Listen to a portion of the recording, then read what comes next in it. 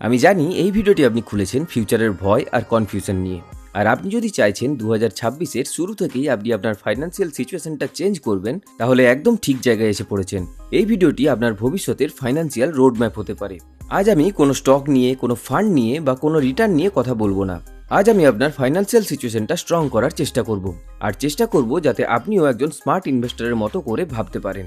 আপনি প্রতি মাসেই ভাবছেন স্যালারি আসছে, বাট প্রত্যেক মাসের শেষে আপনার অ্যাকাউন্ট ফাঁকা হয়ে যাচ্ছে। তখন আপনার মনে হয় এইভাবে আর কতদিন চলবে? না আছে কোনো সেভিংস আর না আছে কোনো ইনভেস্টমেন্ট।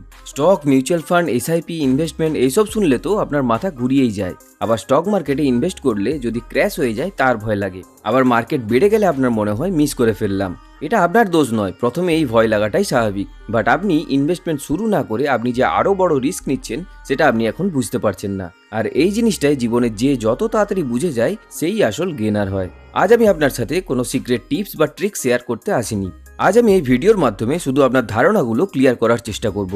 এই ভিডিওটি শেষ পর্যন্ত দেখলে ইনভেস্টিং নিয়ে আপনার ভয়টা আশা করি কমে যাবে, আর আপনি আপনার টাকা পয়সার ম্যানেজমেন্ট নিয়ে ক্লিয়ারলি ভাবতেও পারবেন। তো চলুন ভিডিওটি শুরু করা যাক। Hello everyone, I am Kingshuk from Finospace. Beginner মানে আপনি কিছুই জানেন না সেটা নয়। বিগিনার মানে হলো মানি ম্যানেজমেন্ট নিয়ে একটা প্রপার সিস্টেম না থাকা। আমি অনেক মানুষকেই দেখেছি যে তার ইনকাম ভালো আছে, ইন্টারেস্টও আছে, বাট কোনো ডিরেকশন নেই। প্রতি মাসেই স্যালারি আসছে, বাট কোথায় যে খরচা হয়ে যাচ্ছে তার কিছুই পাত্তা পাওয়া যাচ্ছে না। আবার ইনভেস্টমেন্ট বা সেভিংস নিয়ে বিভিন্ন রকমের ভয়ও আছে। আর সোশ্যাল মিডিয়ার যুগে ইনফরমেশনের তো কোনো কমতি নেই। একজন এক কথা বলছে তো আরেকজন আরেক কথা, তারপর আপনার মাথায় খিচুড়ি হয়ে যাচ্ছে।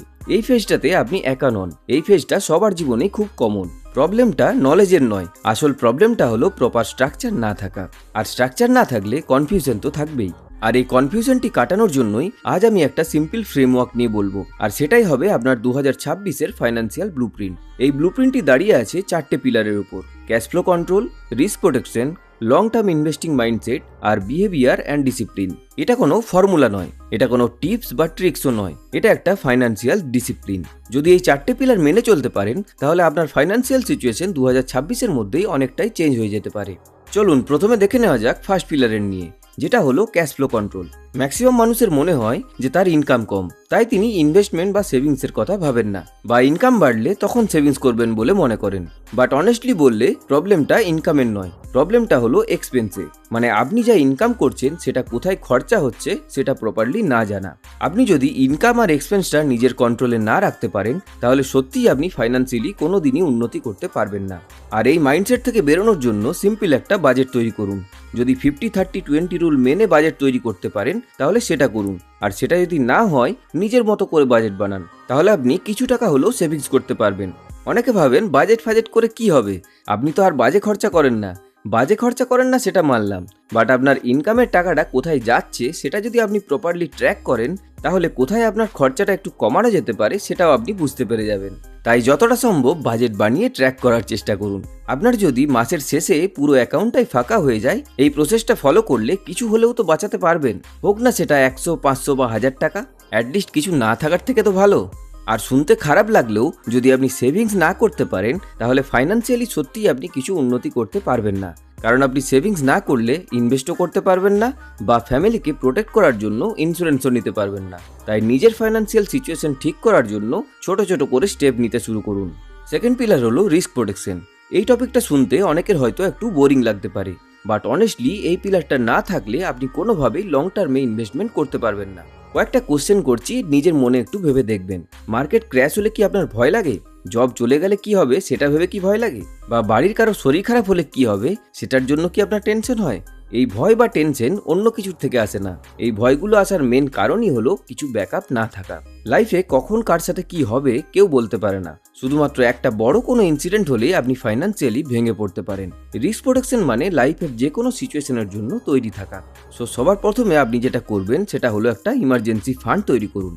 আপনি আপনার 6 মাসের ইনকামের টাকা বা আপনার 6 মাসের টোটাল এক্সপেন্সের টাকাটা ইমার্জেন্সি ফান্ডে রাখবেন।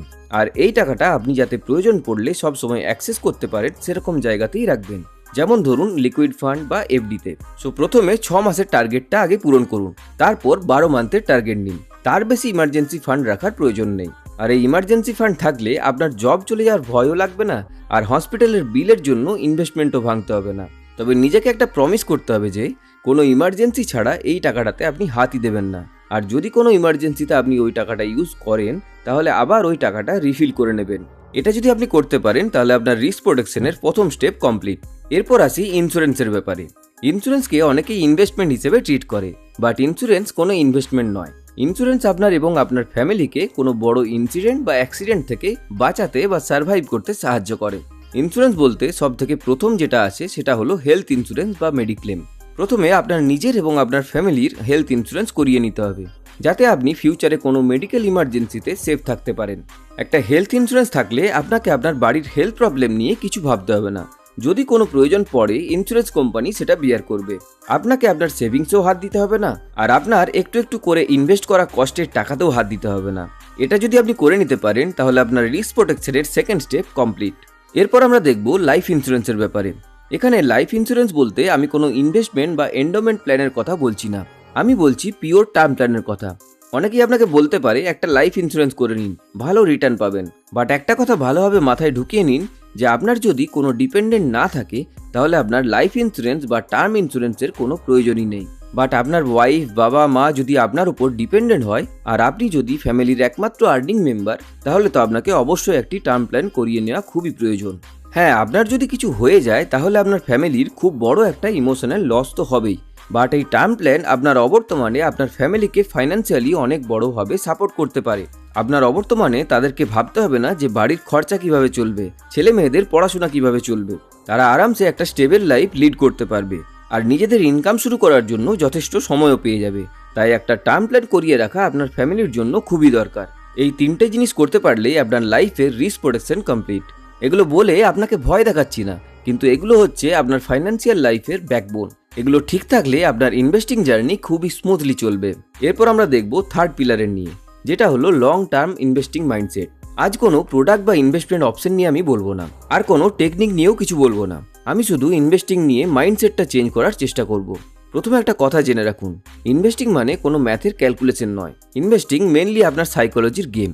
অনেকেই ভাবেন যে আজ আমি ইনভেস্ট করব আর দুদিনে আমি কোটিপতি হয়ে যাব, বাট সেটা তো পসিবল নয়।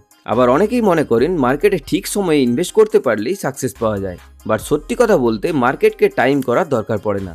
শুধুমাত্র মার্কেটকে কত টাইম আপনি দিলেন সেটাই বেশি ইম্পর্টেন্ট। মানে আপনি যত বেশি দিন ধরে ইনভেস্ট করে রাখবেন মার্কেট সেইভাবেই আপনাকে রিওয়ার্ড দিতে পারে। তবে হ্যাঁ, লং টার্ম ইনভেস্ট করা মানে এটা নয় যে আপনি চোখ বন্ধ করে যে কোনো জায়গায় ইনভেস্ট করে দিলেন। আপনাকে নিজের রিস্ক নেওয়ার ক্ষমতা বুঝতে হবে, মার্কেটের আপ অ্যান্ড ডাউনকেও অ্যাকসেপ্ট করতে হবে, আর রিয়েলিস্টিক এক্সপেকটেশন রাখতে হবে। আর সবচেয়ে যেটা ইম্পর্টেন্ট সেটা হলো পেশেন্স বা ধৈর্য রাখতে হবে। তাহলে আপনি লং টার্মে ইনভেস্ট করে ভালো ওয়েলথ বিল্ড করতে পারবেন। এরপর আজকের লাস্ট পিলার মানে বিহেভিয়ার অ্যান্ড ডিসিপ্লিন নিয়ে বলবো। অনেক মানুষই জানেন যে ইনভেস্টিং নিয়ে তার কি করা উচিত আর কি নয়, বাট প্রপারলি সেটা বেশিরভাগ মানুষ করে উঠতে পারে না। যারা ইনভেস্টিং শুরু করেন তাদের মেন শত্রু হলো তাদের নিজের ইমোশন। মার্কেট বাড়লে গ্রিড বাড়ে আর মার্কেট কমলে ফিয়ার বাড়ে, আর এই কারণেই বেশিরভাগ মানুষ ইনভেস্টিংয়ে সাকসেস পায় না। কারণ এই দুটি ইমোশনের উপর দাঁড়িয়েই অনেকে ভুল ডিসিশনগুলো নিয়ে ফেলে। যেমন ধরুন, কোনো কোম্পানির নিয়ে নিউজ বা পজিটিভ কিছু এলেই ইনভেস্ট করে দেওয়া, আবার মার্কেট নিচে নামলে বা কোনো নেগেটিভ নিউজ এলেই ভয়ে নিজের পোর্টফোলিওর সব কিছু সেল করে দেওয়া। আর ইনভেস্টিং নিয়ে ফোমো বা প্যানিক করলে আপনি কোনোদিনই ইনভেস্টিংয়ে সাকসেসফুল হতে পারবেন না। তাই প্রতিদিন মার্কেট দেখা অ্যাভয়েড করুন আর ইনভেস্টিং নিয়ে একটু একটু করে শিখতে থাকুন। আর নিজের ইনভেস্টমেন্ট নিয়ে একটু নিজে রিসার্চ করুন, নিজের প্রপার একটা সিস্টেম তৈরি করুন, আর একটা নির্দিষ্ট সময় পর পর আপনার ইনভেস্টমেন্ট রিভিউ করুন। নিজের ইনভেস্টিং প্ল্যান করুন আর সেই প্ল্যানেই টিকে থাকুন। ইমোশনে এসে কোনো ডিসিশন নেওয়া আপনার জন্য ক্ষতিকর হতে পারে। So stay disciplined and stay wealthy. So এই চারটে পিলার মাথায় রেখে যদি আপনি প্ল্যান করতে পারেন তাহলে আপনি ফিউচারে ফাইন্যান্সিয়ালি অনেকটাই স্টেবল জায়গায় থাকতে পারেন, আর আপনি 90% মানুষের থেকে অনেকটাই এগিয়ে থাকবেন। আর এই চ্যানেলে আমরা একসাথে সহজ এবং পরিষ্কারভাবে ফাইন্যান্স নিয়ে শিখতে থাকবো, তাই এই চ্যানেলটি সাবস্ক্রাইব করে রাখতে পারেন। আর এই ভিডিওটি যদি আপনার ভালো লেগে থাকে বা আমি আপনার যদি একটুও সাহায্য করতে পেরেছি তাহলে লাইক, কমেন্ট, শেয়ার করতে ভুলবেন না। এই ভিডিওটি পিওরলি এডুকেশন পারপাসের জন্য বানানো। ইনভেস্ট করার আগে নিজে রিসার্চ করুন বা একজন রেজিস্টার্ড অ্যাডভাইজারের সাথে কনসাল্ট করুন। সো চলুন, ভিডিওটি আজ এখানেই শেষ করছি। দেখা হচ্ছে পরের ভিডিওতে অনলি অন ফিনোস্পেস। টিল দেন ভালো থাকুন, সুস্থ থাকুন।